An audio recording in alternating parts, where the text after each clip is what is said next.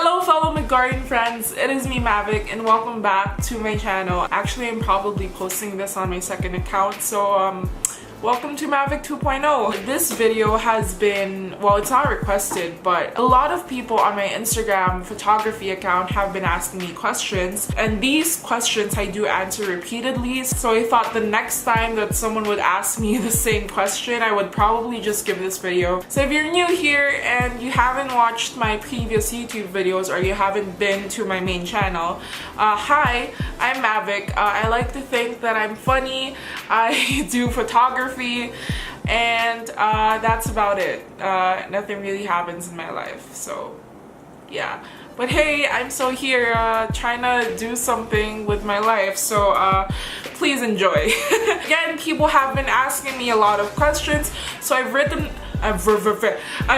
them down on my notebook, and we are gonna go through all of them so I could finally stop answering the same question over and over again. This first question is something that a lot of people ask photographers, and that is, what is the equipment that you use? So before, when I first started photography, I was using my Canon Rebel T3 or the Canon 1100D. It is just your basic DSLR. It was probably the cheapest that they were offering at the time, and it didn't have the flip screen, so it sort of worked like a full frame camera, but it was not a full frame camera. And for a time I was just using the Canon kit lens, so that is the 18-55 2.8mm lens, and yeah. So a few months later I got the Tamron 60mm 1.8 lens, and that is the lens that I use to take these photos.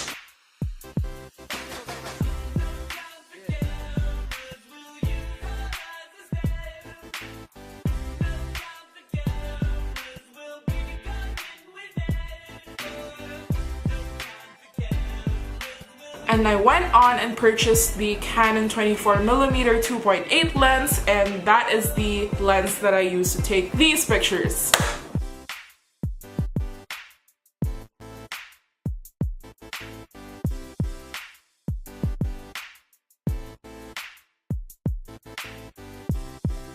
Yeah, I do recommend that lens since it's very cheap. I think it was around 5,000 pesos when I got it. I got it at the Singapore airport though, so yeah.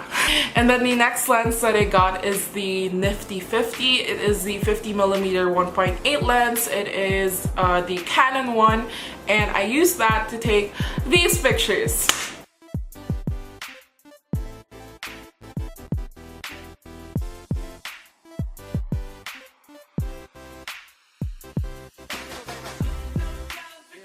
The Canon Nifty 50 is also very cheap. It is around 5,000 or 4,000 pesos, I'm not sure, but when I got it, it was 5,000. I used that for a long time because it was a great portrait lens. It's a great starter for a lot of beginner photographers, and it's also good when focusing on the subject because the autofocus was really fast, it was quick, and it's sort of good under low light. So yeah, I tried using that for low light pictures, so if you want to see that, well,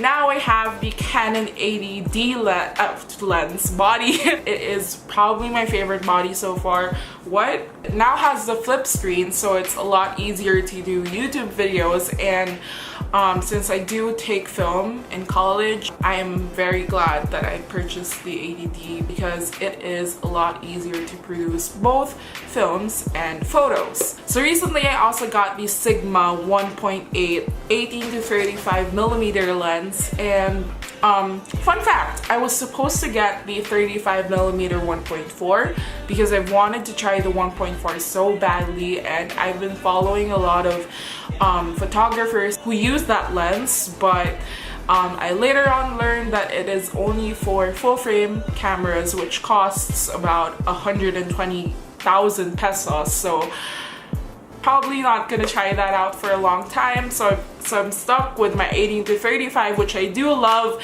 and it's a great lens, but it's also as expensive as the Sigma 35mm lens? That answers my first question, and I am already 9 minutes in the video. Okay, so the second question is, where do I usually shoot? So if you follow my Instagram and you see my behind the scenes videos and pictures, you would know that I always shoot in BGC. Not because this is where everyone else takes photos or that's where most of the good spots are, but because sadly it's the only place that guards don't really scold you for shooting, or it's the safest place that you could shoot in aside from your own village. But I also do shoot in my own village. I do have a lot of spots here that no one else really uses, and I took these photos in my village.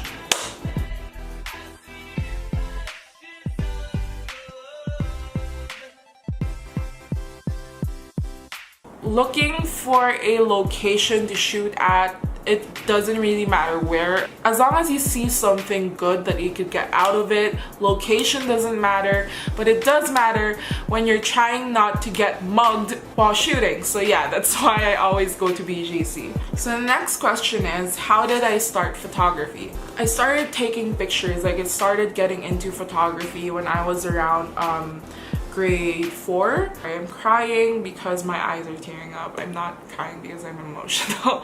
This is when my dad got the Canon PowerShot digital camera, and I was really interested in the idea of just taking pictures.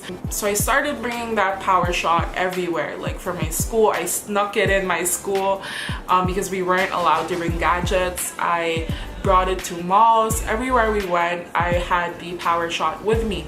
And then come grade 6, I learned that we have a photography club in my school, so I wanted to get into that, but I didn't get my first DSLR until I was in grade 7. So I started taking pictures for my school around grade 9, so that was high school. And then I went into serious portrait photography around grade 11 or grade 12.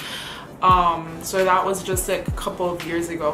What am I talking about? That was just a year ago. I didn't really take photography before seriously because I didn't really want to get into portrait or fashion photography because I am an introvert. I hate talking to people. So the idea of taking pictures of people whom I didn't know, or pictures of people who were out of my friend zone was a bit of a big step for me. So I'm really glad that I was able to develop my communication skills and like my confidence in high school. So yeah, that's how I started. But I actually started doing collabs around 2017. January 2017. Yeah. Fourth question is, how do I get my models? This is a question that I've been getting from other photographers who are also interested in starting out photography. Okay, it actually depends. Either the model approaches me because they need it for their portfolio, or I'm trying to reach out to them for my portfolio. So it really depends. But I also have clients who ask me to shoot, and yeah. So that's about it. Yeah, if you're trying to start out in photography and you have no one to shoot with, I suggest that you start shooting with your friends or your family, because that's how I personally started. I started taking pictures of my classmates, and then I later progressed to taking pictures with models. So you really need to know how to direct, how to do this and that before you start taking pictures with models. So yeah, I do suggest that you start taking pictures with your friends first before professional models. I'm still trying to learn how to direct as well, because I am admittedly not the best. Like, I'm lucky as if the model knows how to carry themselves. So it's gonna be easy for me to take the pictures because they know what they're doing, but I still don't know what the heck I'm doing. No, I still have to work on that. So if you're trying to get a model, try looking for agencies and try contacting them, or try looking for the model's Instagram account, DM them. But before that, communicate with them and like comment on their photos and all, so it wouldn't be creepy as fuck. And yeah, introduce yourself basically. Fifth question is, what do I use to edit? Do I use an app? Do I use my computer? So the answer is I do use my computer. I don't use mobile apps to edit my photos. I mean, I used to, but I stopped doing that because I recently learned how to use Lightroom. Before, I was using Photoshop. I was using my own PSDs, but then I moved on to mobile, and then I moved on to Lightroom. So yeah, I'm using Lightroom. I don't think I'm ever gonna use any other applications in the future because Lightroom is just the best for me. It works best for me, and it works best for other photographers as well. So if you really wanna be able to manipulate your photos a lot more and a lot better and a lot more easier, you should totally get Lightroom. It's very useful. I use my own presets, and if ever I use someone else's presets, I would mention that in my Instagram photos that I post. So a couple of presets that I think I should mention that I did buy and used in the past would be Sam Dameshek's presets, and oh my gosh, I love Sam Dameshek so much. I hope I'm saying his last name right. So Sam leads me to my next question, which is, who are my favorite photographers? I have a lot of photographers that I look up to, but I'm just gonna mention 3 of them.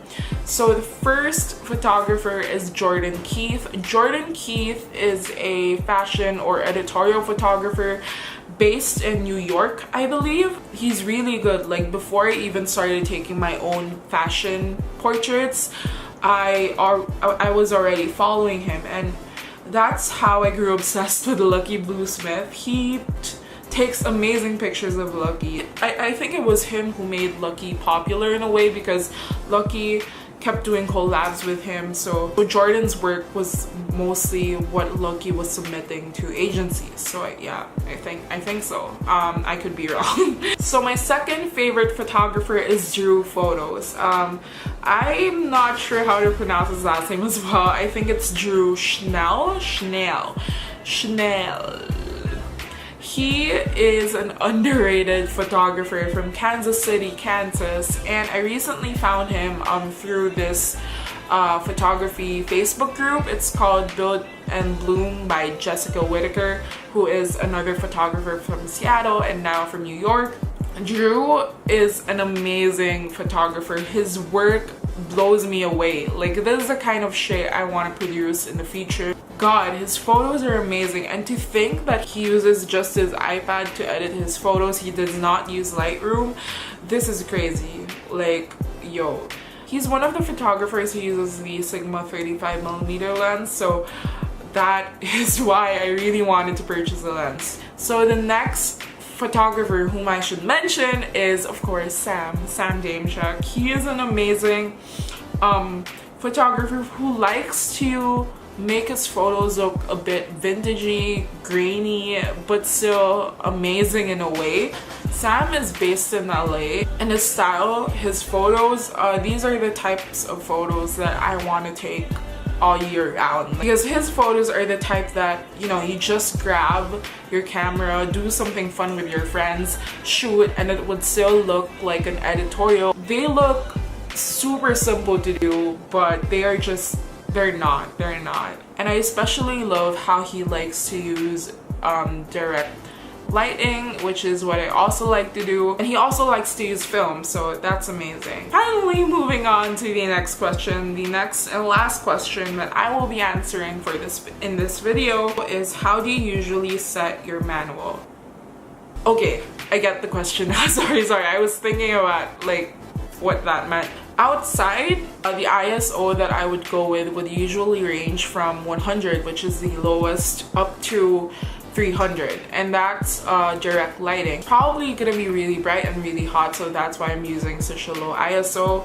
And I also don't really touch the ISO that much, since I don't want to have naturally grainy photos. So if it's dark and I have no choice but to bump up my ISO, I'm probably gonna use around 800 or 900, but I hate going higher. For shutter speed, I would go as fast as possible, 1/250 or 400. And for my aperture, I would usually use the widest aperture, so that's the 1.8, but I used to use the 2.8 a lot. And for studio shoots, I would normally use 4 or 4.8. So yeah, so those are the questions that y'all asked. Thank you for sending some questions and for asking me. That makes me feel like I actually have something good to do in my life. So if you're still watching this, thank you so much for doing so. I hope you learned something, and if you did, please tell me. And if you enjoyed this, please do give it a thumbs up, subscribe to my channel, also check out my main channel, which is just Mavic, simply Mavic. I'll see you guys next time, and yeah, bye. I have nothing else to say. Okay.